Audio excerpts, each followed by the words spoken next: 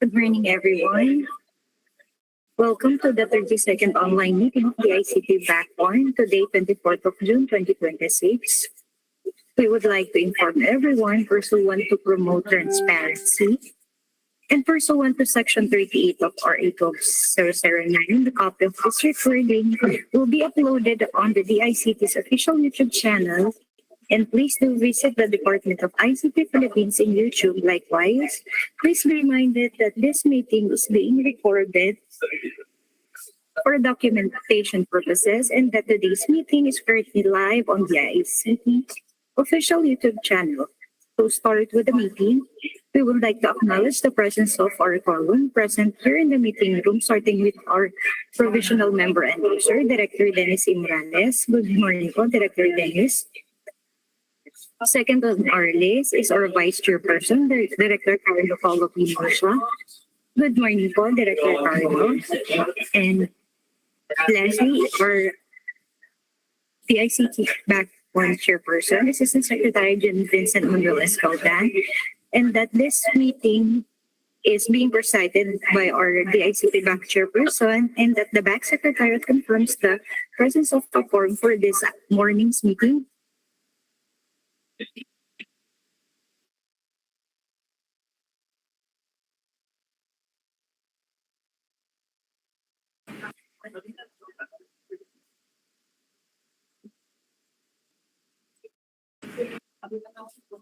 Mr. Chair, Yes, ma'am. Mr. Chair, presented on our screen is the sole agenda for this morning. It is the pre-bid conference for the supply and delivery of Government Emergency Communication System or GECS Phase 3 and Phase 4 Mobile Operations Vehicle for Emergency or MOVE sets. The approved budget for the contract is 351,190,700 pesos. And the end user for this project is Director Dennis E. Morales. And with that, Mr. Chair, may we respectfully request for the approval of the presented agenda, please. Thank you. Motion to approve the agenda, Mr. Chairman. I so move. Thank you. Thank you, Vice Chair. Is there a second?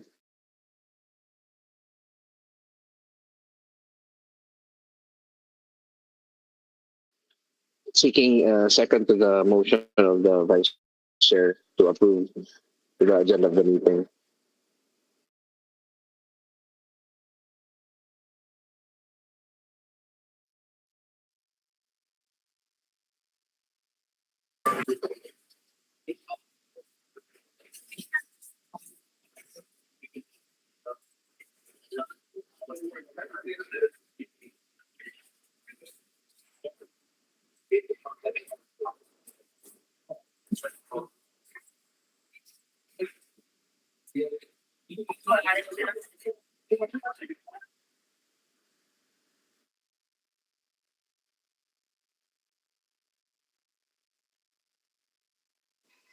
Again, soliciting a second to the motion of our good Vice Chairman for the approval of today's agenda item. Thank you.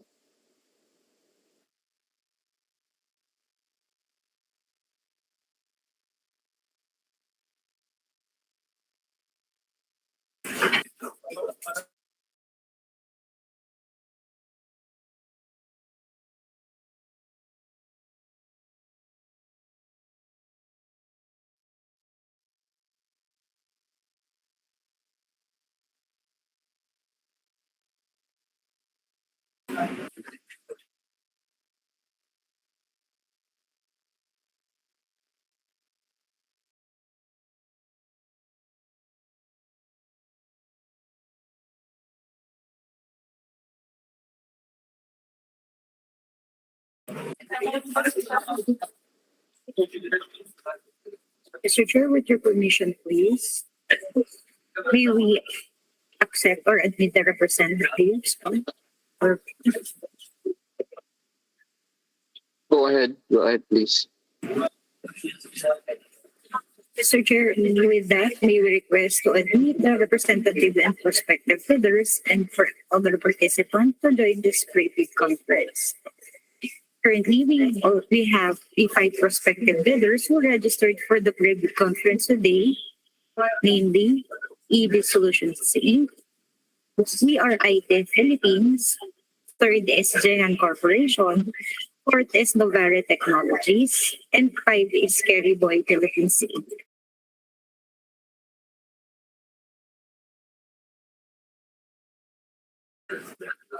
Likewise, we would like to acknowledge the presence of the TWG present in the meeting.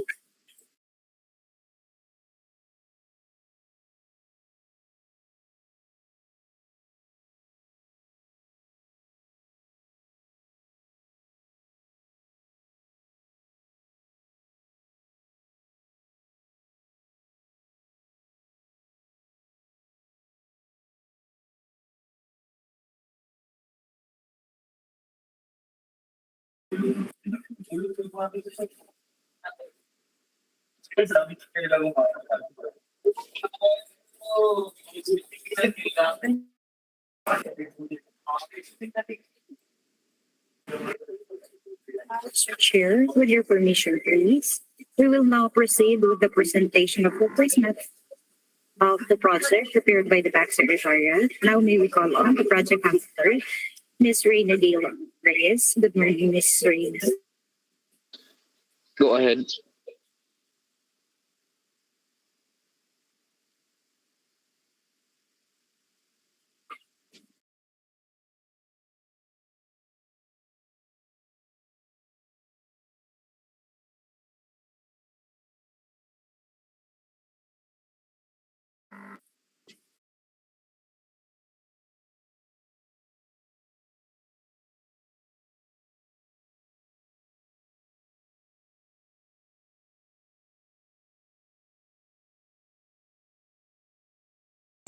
Once again, everyone, good morning po for our pre-bid conference for the GECS project. Also, please be advised that this meeting is also posted in the YouTube page, the ICT YouTube page for transparency. Once for the telcos for yung sa frequency.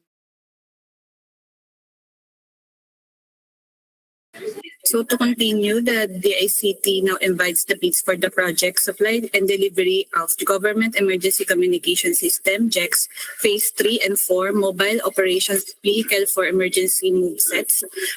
We have three lots. For the lot A, we have the move sets for car and region 4 and B, with the ABC of 117,063,566 pesos and 67 centavos.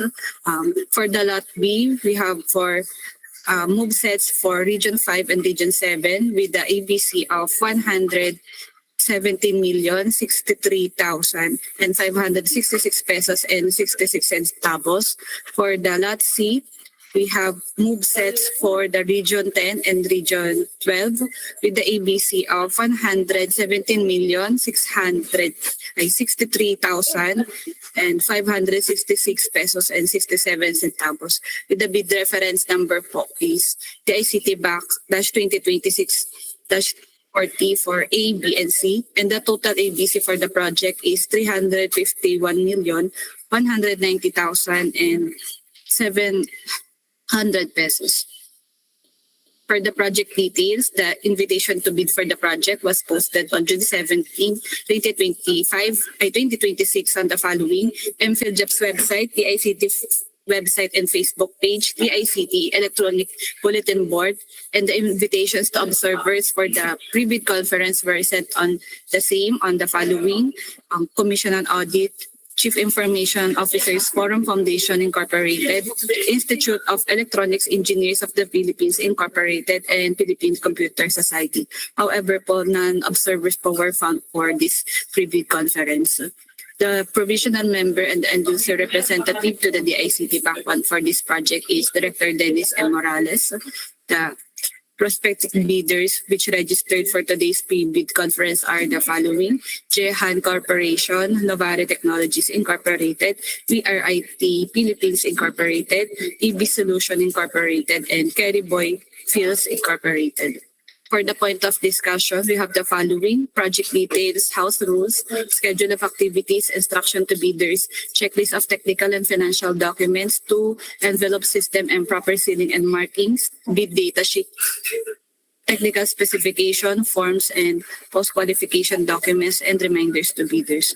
For the house rules, everyone is encouraged to make clarifications, identify name and company before raising a question, and limit questions to details of the procurement at hand.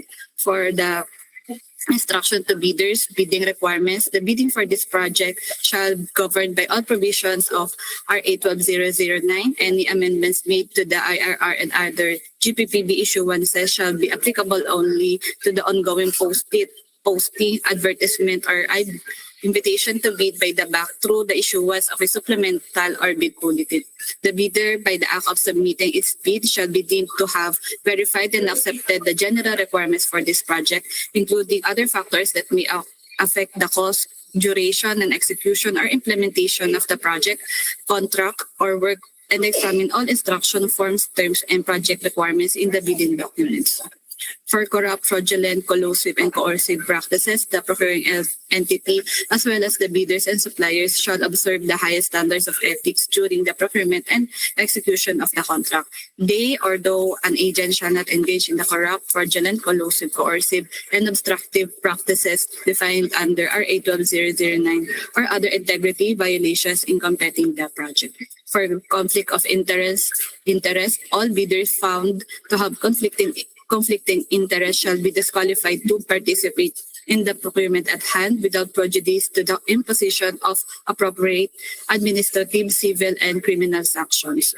All bidding documents shall be accompanied by an omnibus sworn statement of the bidder that is not related by consanguinity or affinity up to the third level to the whole procurement agent if needed, and head of Project Management Office, PMO, the end user or implementing unit, or any members of the Bids and Awards Committee, Technical Working Group, and Back Secretariat.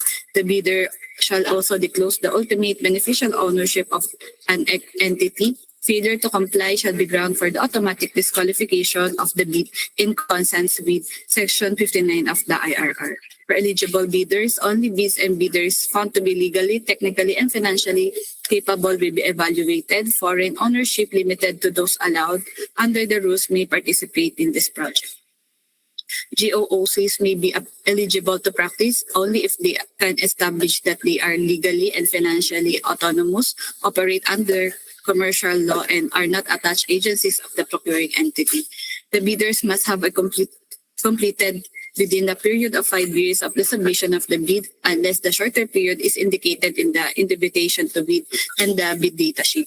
A single largest completed contract that is similar to the procurement project to be bid and whose value must be equivalent to at least 50% of the ABC, adjusted to the current prices using the Philippine Statistics Authority's consumer price indices.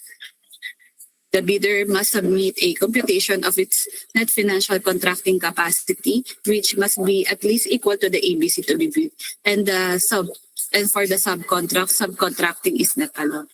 For clarification and amendment of bidding documents, the request for clarification should be formalized, addressed, and emailed to the BAC Secretariat at bac.secretariat@dict.gov.ph. The deadline for the request of clarification is on June 27, 2026 at 4 in the afternoon. The copies of the supplemental bid bulletins, if any, shall be posted at the MPhilJEP's website, the DICT website, DICT Facebook page, and electronic bulletin board at the DICT lobby.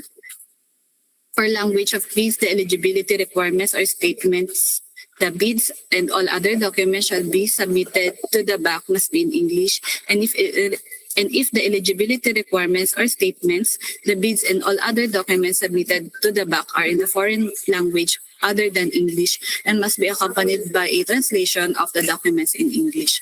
For contracting parties to the Apostille Convention, the document shall be authenticated through the apostille by the competent authority as defined in Section 20.9.2 of the IRR, except for countries identified by the DFA that will require legalization, red ribbon, by the relevant embassy or consulate.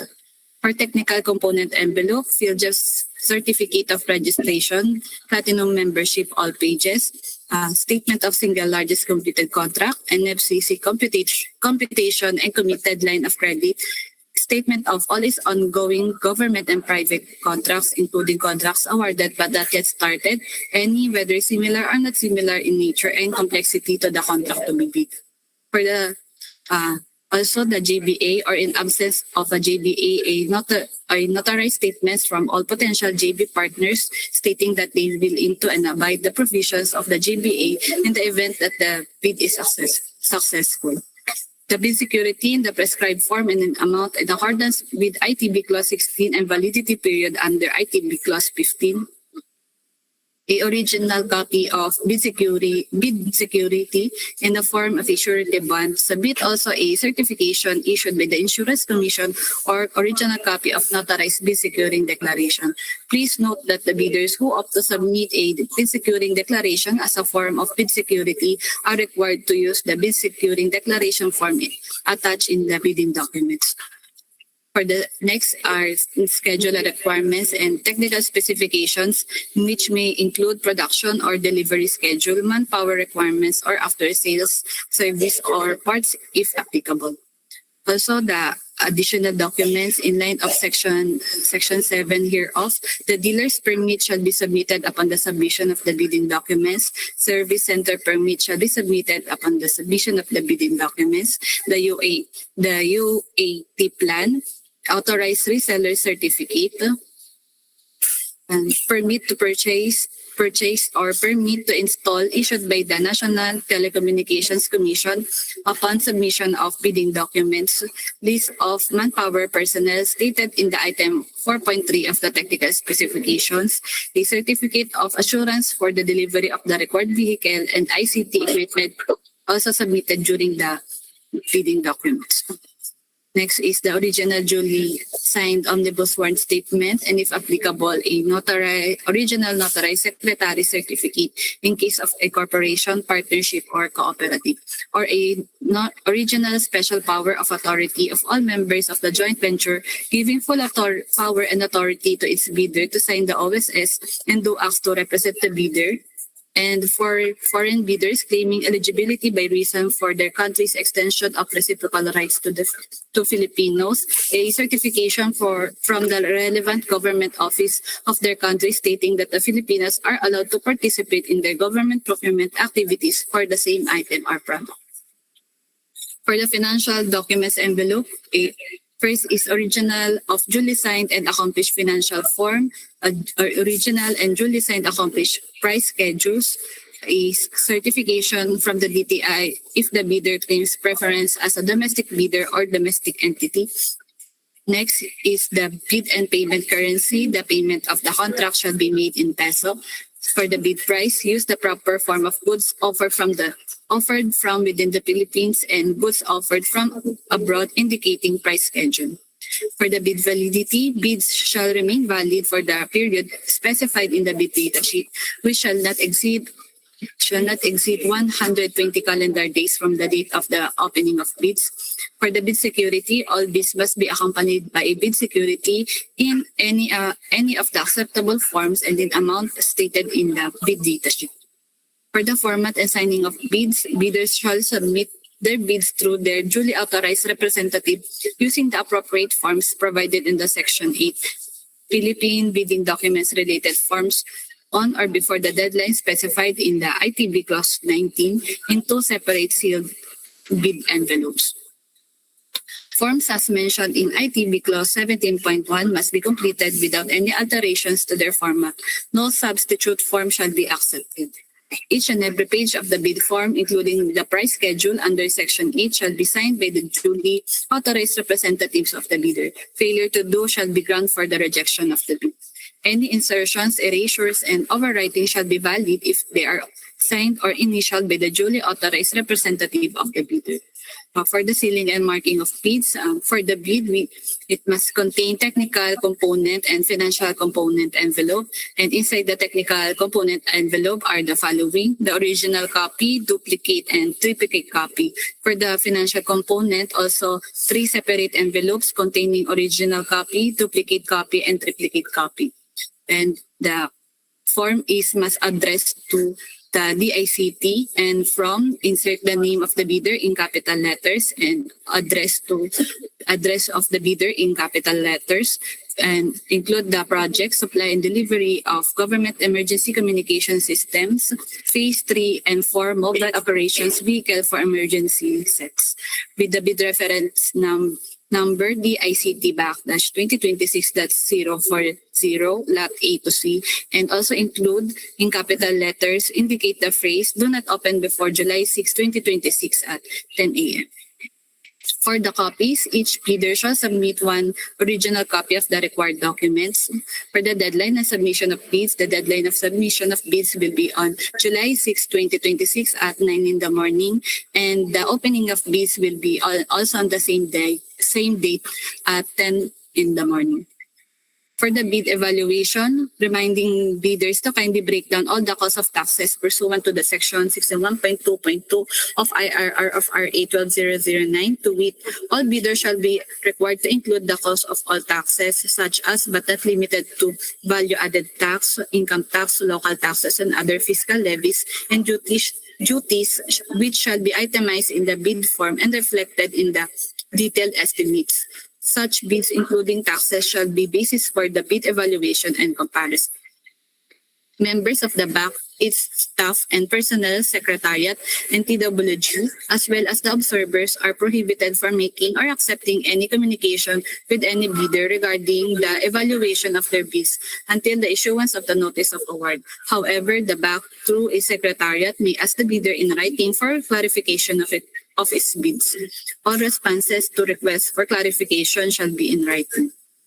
For the opening of preliminary examination of bids, the manner of the opening of bids for goods shall be depend on the award criterion to be adopted. For this project, for LCRB, the BAC shall open the technical and financial proposals on the same day. For the bid data sheet, contracts similar for the project shall be supply and delivery of at least one or combination of the following: radio communication equipment, ICT systems, and or vehicle customization, and completed within 5 years prior to the deadline of the submission and receipts of bids. The bid security shall be the form of bid securing declaration or any of the following form and amounts. For the lot A, B, and C, we have 5,853,178 pesos and 33 centavos. The form of bid security shall be in bank draft or guarantee or irrevocable letter of credit or surety bond. For all lots, the amount will be 17,559,535 pesos, or 5% of the APC. Also in bank draft or guarantee or irrevocable letter or credit or surety bond. For the post-qualification documents, the bidder with 5 calendar days from receipt of notice from the bank that submitted the LCB, MEAB, or MAB shall submit all the eligibility documents supporting its field job certificate of registration, platinum membership, and its income and business tax returns filed and preceding quarter, which should not be earlier than 2 quarters from the date of submission and receipt of bid, and other appropriate licenses and permits required by the law stated in the bid data sheet. For the forms, we have the following: schedule of requirements, technical specifications, bid form, price schedule for goods offered from abroad, price schedule for goods offered from within the Philippines, bid securing declaration, and omnibus form statement. So shown on the screen is the bid form for the project. Also the price schedule for goods. And also is the format for the bid securing declaration and the omnibus warrant statement. So all of those requirements po can be seen po in the posted bidding documents for the project. Next is the schedule of requirements. The delivery schedule expressed in weeks or months indicates the required delivery date, which should be understood as the date of goods are to be delivered to the project site. For the lot A, we have region CAR and 4 and B. The item description is the delivery and acceptance of the 4x4 single cab customized pickup truck with power winch and address in the ICT compound, Polo Field, St. Joseph Village at Baguio City. Next is the ICT compound, Telecom Road, Capital Site, Barangay Kumintang, Ibaba, Batangas City. For the quantity for both items indicated po is 4 units, and for the total po is 117,663,566 pesos and 67 centavos. For the lot B, also for the region, we have region 5 and region 7. Also, the item description is delivery and acceptance of 4x4 single cab customized pickup truck with power winch.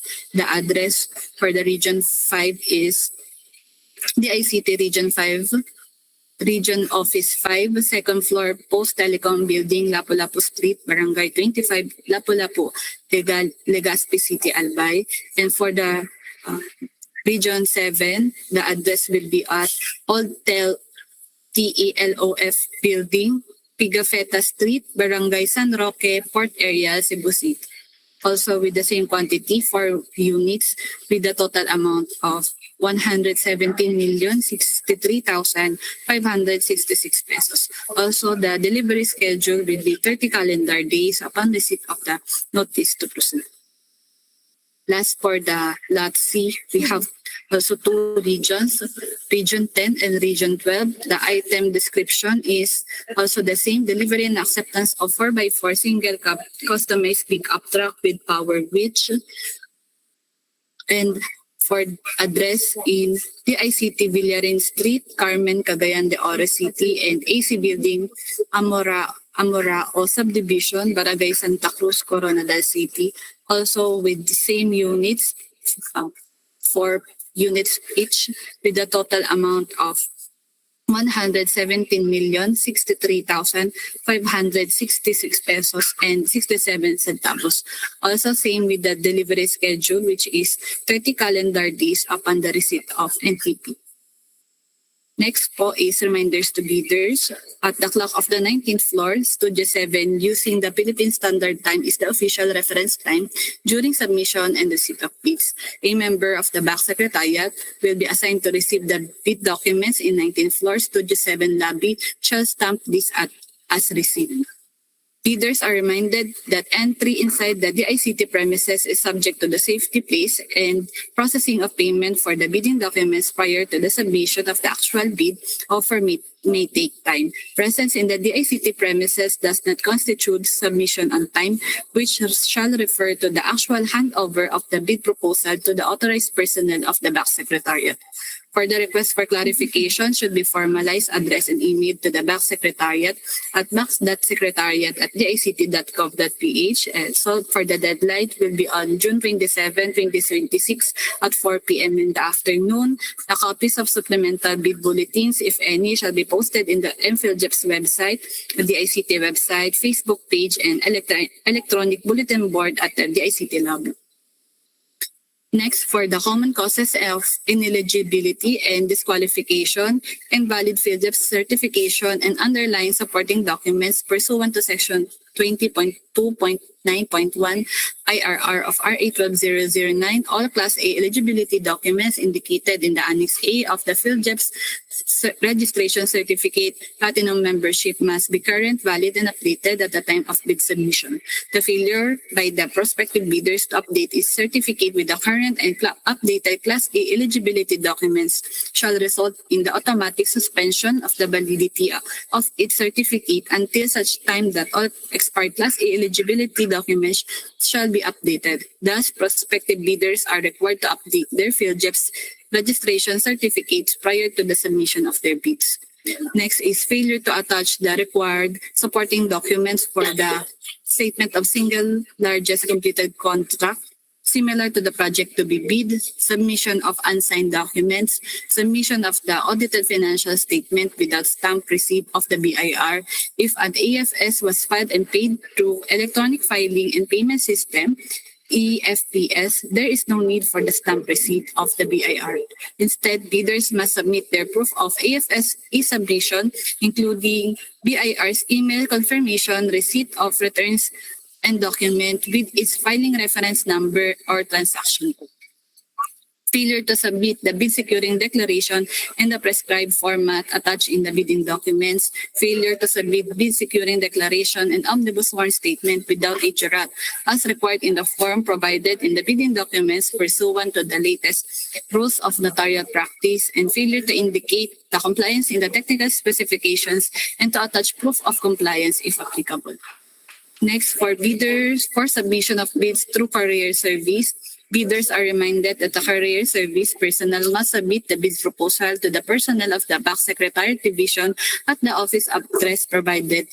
Bid submission and proposal left by the courier service personnel at the lobby guard or any other personnel or staff aside from the authorized Back Secretariat personnel will not be considered submitted for purposes of bid opening. The responsibility to ensure that the courier service personnel submits the bid proposal to the authorized Back Secretariat personnel is the sole responsibility of the prospective bidder. And lastly po, we'll be showing you the e-procurement video guide for bidders.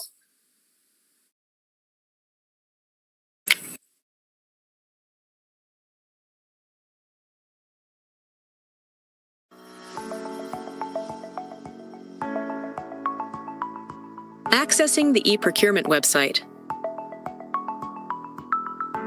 Open any web browser and go the https://eprocurement.dict.gov.ph. Click the Sign Up button. Provide a valid email address. Create a password with at least 8 alphanumeric characters, 1 uppercase, a number, and a symbol. Repeat your password for confirmation. Tick the checkbox to agree to the terms and conditions. And click Create Account button. Open the email account that you provided during registration. Check your inbox and verify your account by following the instructions in the email. Click Activate Your Account button. Go back to the e-procurement system and enter your registered email address and password.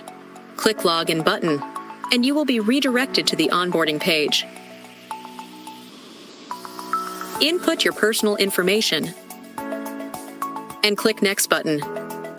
Input your company information and click Next button. Review the information you provided and click Confirm button. Once onboarded, you will be redirected to the homepage/dashboard. Select the procurement project you wish to participate in by clicking the View Complete Details button. Select the lot you wish to participate and click Participate in Bidding button. A confirmation modal will appear. Review the details, click the Confirm button, and you will be redirected to the payment window. Select your preferred payment method from the list and click Pay Now button. Print and save the receipt as proof of payment and for reference. You may also check your email to view your receipt. Click the Go Back to Merchant button. You will be redirected to the My Transactions page, where a list of your transactions will be displayed.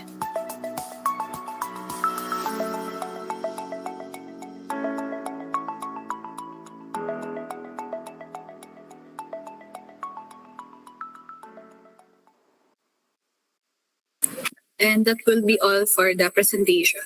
Thank you po.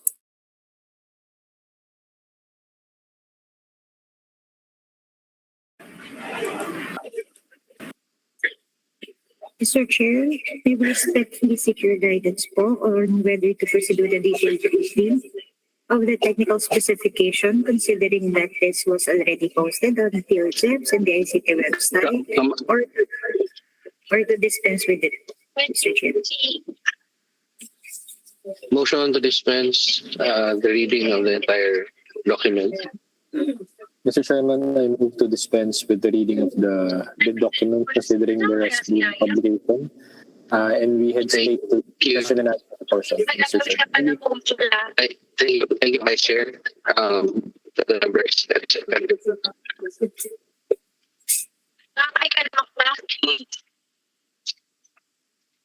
comments, brutal reactions, considerations, hearing none. Let's go ahead. Mr. Chair, the floor now is open for the prospective bidders to have the questions of clarification regarding the project. And for our participants, in case if you have questions you'd like to raise, may we request to kindly use your raise hand button, and we will call you one by one. And once called, kindly introduce yourself and mention the company that you are representing. Thank you.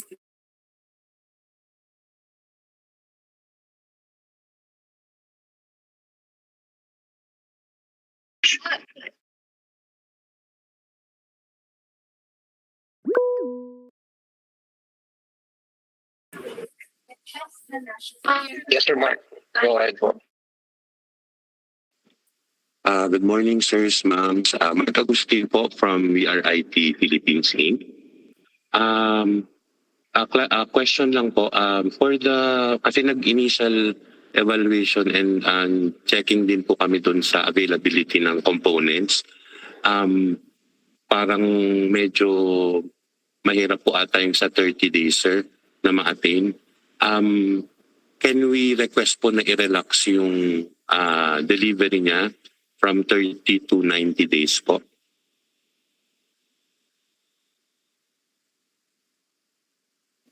Is that an answer here?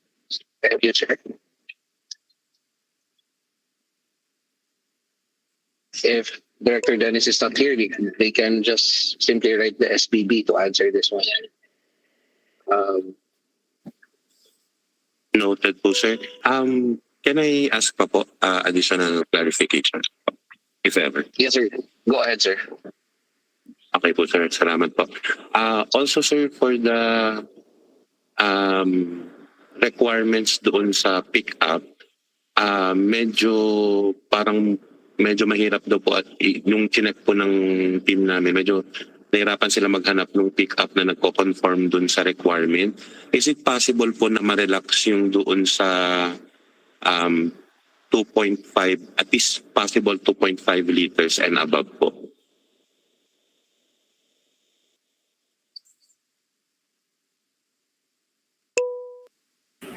Mr. Chair, I'm seeing a recent sign coming from the end user, Mr. Ronel Harapol. I guess Yes. he had completed. Yes, sir. Go ahead. Good morning po, Mr. Chair. For the inquiry po regarding dun sa sa 2,500 liters above, we will check po with our team. Okay. Okay, so you'll include that in your SBB also as well. Yes po. Okay, thank you. Sorry, sir. I still have a couple po sana, sir, if it's okay. Sige, go ahead, sir. Ay, salamat po, sir. Thank you po. For item 1.2.2.1-2, front and rear suspension upgrade. Is it possible po, sir, na ma-remove or ma-relax itong line item? For that inquiry po, it is necessary for the suspension upgrade, since we will add many mga customization doon sa sa moveset natin, which will hamper yung load, magbabago yung load requirements ng moveset natin. And you, With your sir. permission, please. Mr. Chair, with your yeah. permission, Yes, Maxag. Yes. may we request the end user to flash on the screen the pin doc so that we could be able to see po yung Yeah, and your answer earlier, can you please also include that in the SBB so that it would be very elaborate also, so as to avoid any confusion. Thank you. And please flash on the screen. Are there any other questions, sir? Yes po, sir. For if okay na po, sir, yes, kung pwede na po ulit. Go ahead.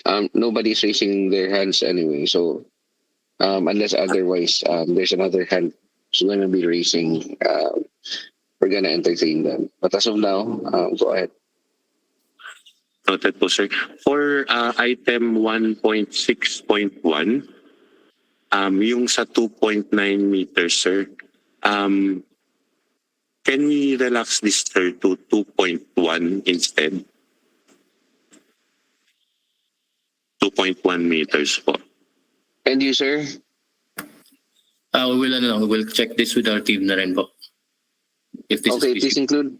Yeah, okay, please include that in your SBB for clarity. Thank you. And sir, also follow up lang din na clarification on the 2.9 meters na height. Included na po ba yung roof rack sa computation?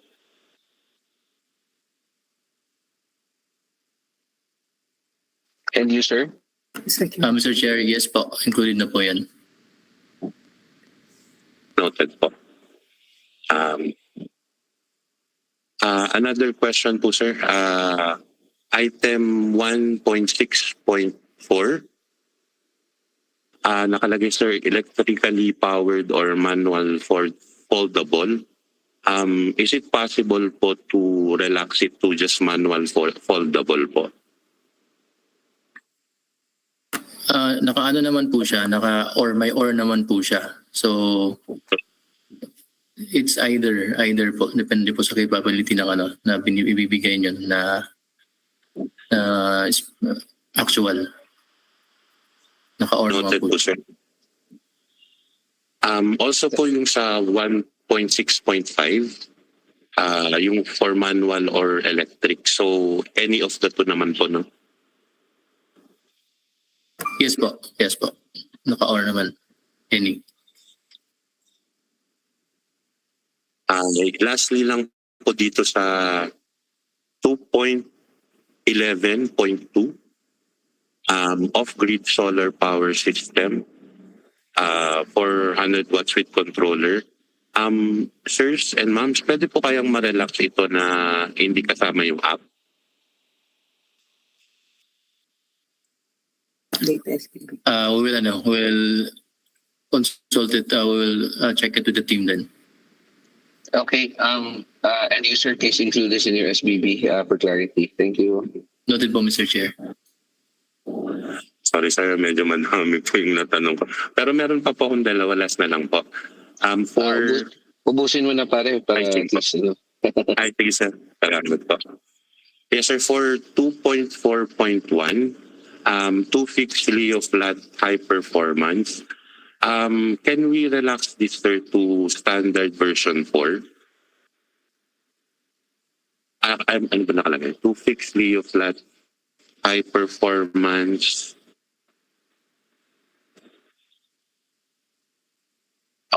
And if we can then access to standard version 4 po. We will check this with our team then. We'll include it in our SBD.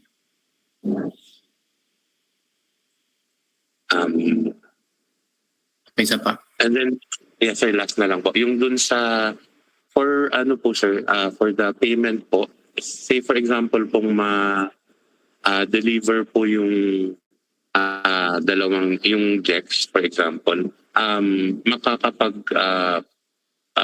make po ba ng payment CDICT after nung delivery. This is only one-time payment po. Once na ma-deliver na po lahat. Noted po, sir.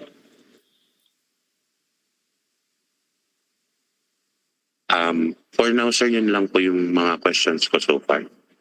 Thank you, sir. And thank you, and you, sir.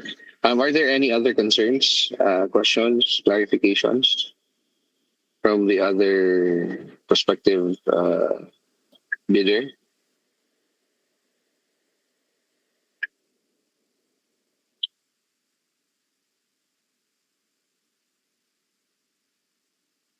Going once, going twice. Again, are there any other concerns, clarifications? Hearing none, Maxek, that means we have no questions. Please proceed with your reminders.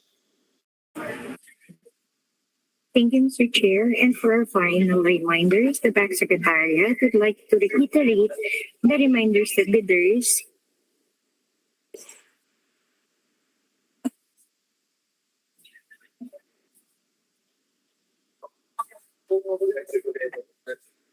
Likewise, the Back Secretariat would like to reiterate that the request and for clarification should be formalized, addressed, and emailed to the Back Secretariat at back.secretariat@dict.gov.ph, and that the deadline for the request or for clarification is scheduled on 27 June 2026 at 4 p.m. The deadline for the request for clarification, again, is set on June 27, 2026 at 4 p.m. And that the copies of the supplemental bid bulletins, if any, shall be posted at the PhilJEP's website, the DICT website, and the bulletin board at the DICT lobby. Lastly, the questions and clarification will be coordinated with the end user to formulate the final answers to the supplemental bid bulletin that will be issued. And that would be all for the Back Secretariat, Mr. Chair. Thank you, Baksek. Are there any other matters to be discussed? Mr. Chair, considering that there are no other matters to discuss, we may conclude this meeting, and that would be all for the Back Secretariat. The chair would like to solicit from the members your favorite motion to adjourn this meeting. Motion to adjourn, Mr. Chairman. Thank you. Thank you, Vice Chair. Is there a second? Second, Mr. Chair.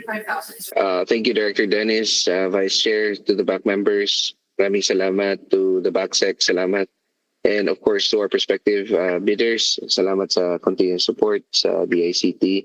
Mabuhay po kayo, and thank you, everyone. Good morning.